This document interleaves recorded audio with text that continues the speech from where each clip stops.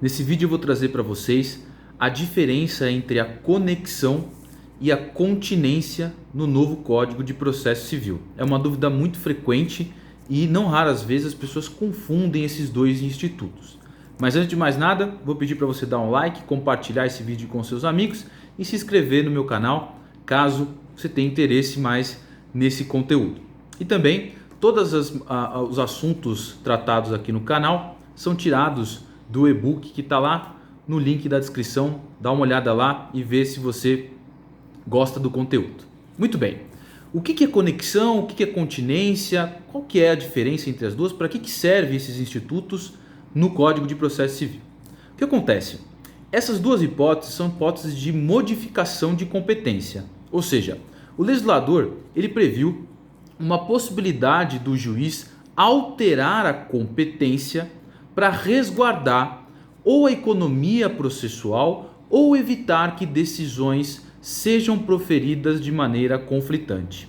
Então, toda vez que eu tiver causas parecidas, eu já vou explicar para vocês o que é causas parecidas, mas toda vez que eu tiver causas parecidas e a resolução dessas causas possam trazer algum risco de decisões conflitantes, o legislador deu a possibilidade para o juiz reunir estas causas e julgá-las conjuntamente. Sempre lembrando que a conexão ou a continência, ou seja, essa possibilidade de reunião destas causas, só pode ser aplicada em casos de competência relativa. Competência absoluta, eu não posso alterar, modificar essa competência para a reunião dessas causas. Pois bem, então, fixada a razão de ser dessa modificação de competência, vamos ver então quais são as espécies então dessa modificação de competência. A primeira espécie é a chamada conexão. E a conexão é a possibilidade de reunião de duas ou mais causas, desde que essas causas tenham a mesma causa de pedir e o mesmo pedido. Ou seja, dentro da ideia de identificação das ações, dos elementos da ação, né, que vocês já sabem que é as partes, a causa de pedir e o pedido, se eu tiver duas causas que tenham os mesmos pedidos e as mesmas causas de pedir, eu vou poder reunir estas causas para eu julgá-las conjuntamente.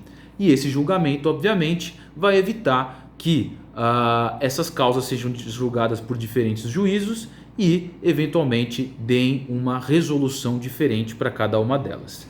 Então, a conexão ela se identifica pela reunião de duas ou mais causas que têm o mesmo pedido ou a mesma causa de pedido.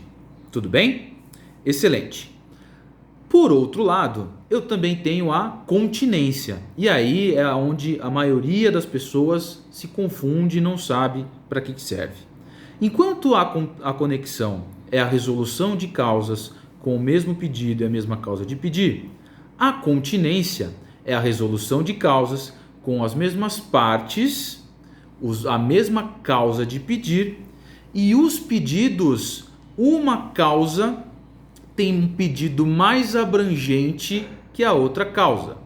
Então, por exemplo, se eu movo uma ação que o polo ativo é composto por João, o polo passivo Maria, a causa de pedir é X e o pedido é Y, e a outra ação eu tenho as mesmas partes, a mesma causa de pedir, mas nesta outra ação o meu pedido não é só Y, mas também é Z, ou seja, eu tenho um pedido mais amplo que a primeira, eu tenho aqui a hipótese de continência. Então eu posso reunir estas causas para que eu julgue elas conjuntamente. Então, em suma, a continência é o caso em que uma ação é idêntica à outra, só com uma diferença. Esta primeira ação ela tem um pedido maior, mais abrangente do que a outra ação. Então, portanto, ela deve ser julgada em conjunto com a outra. Aqui tem um fator importante. Tecnicamente, a ação que tem um pedido mais abrangente é chamada de ação continente. E a causa com pedido menor é chamada de causa contida. Então, a ação maior continente, a ação menor contida. Se você eventualmente ajuizar a causa maior, ou seja, a continente, antes da causa menor, que é a contida, então eu ajuizo a ação que tem o pedido mais abrangente primeiro e depois eu ajuizo a ação que tem um pedido menos abrangente, um pedido menor posteriormente. Se eu tiver esta situação, vejam que a primeira ação que tem o pedido maior, ela abrange a segunda ação. E, portanto, se eu tenho esta situação, eu tenho uma situação de litispendência.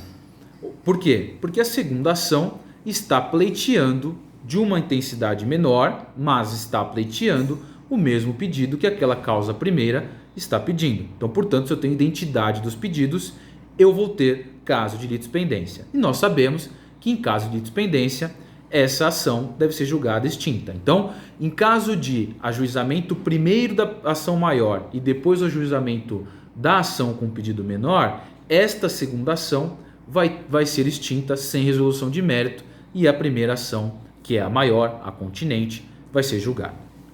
Ao contrário, a resolução do problema é diferente. Por quê?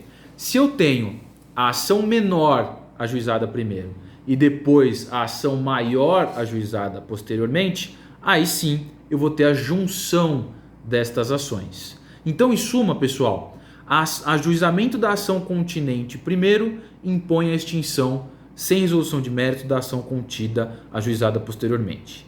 Ajuizamento da ação contida, ou seja, ação menor, com pedido menor, primeiro, e posteriormente a ação continente com pedido maior ajuizada depois, isso impõe a junção das ações e o julgamento em conjunto delas. Tudo bem, pessoal? Então, espero que eu tenha te ajudado aqui com esse vídeo, com a diferença entre conexão e continência, que ambas são situações de modificação de competência para evitar hipóteses de decisões conflitantes e até de economia processual. Conexão, causa de pedir e pedidos iguais, e continência, ações iguais, só que uma tem um pedido mais abrangente que a outra. Tudo bem? Obrigado, pessoal, te espero no próximo vídeo.